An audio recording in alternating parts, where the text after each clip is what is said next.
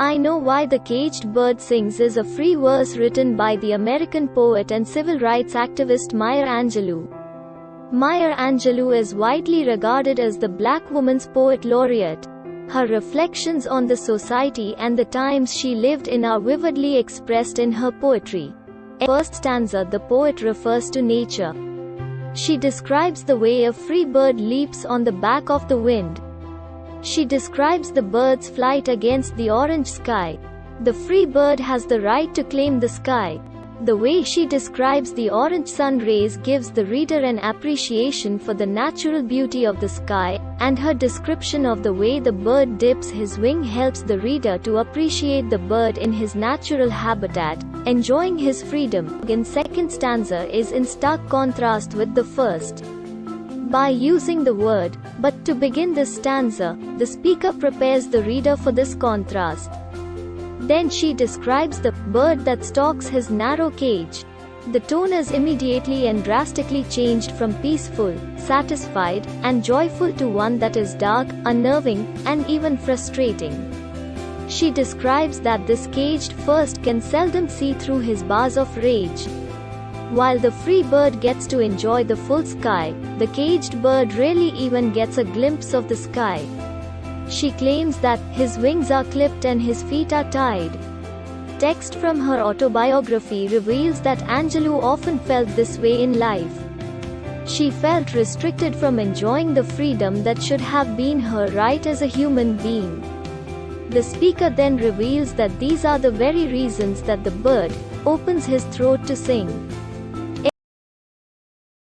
The third stanza reverts back to the free bird, further cementing the difference between the free bird and the caged bird in the minds of the readers.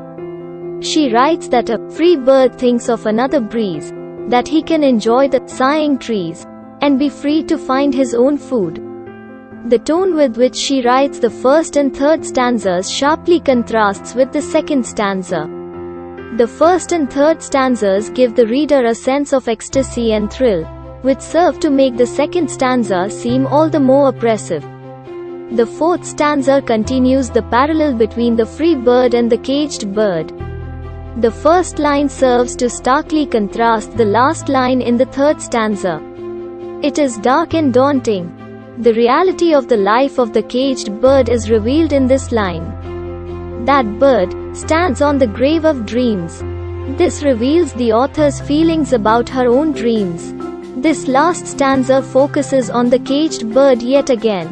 The author implies that even though the caged bird may have never experienced true freedom, deep down that bird still knows that it was created to be free. Although freedom, to the caged bird, is fearful, because it is unknown, he still sings a fearful trill, because he still longs for freedom.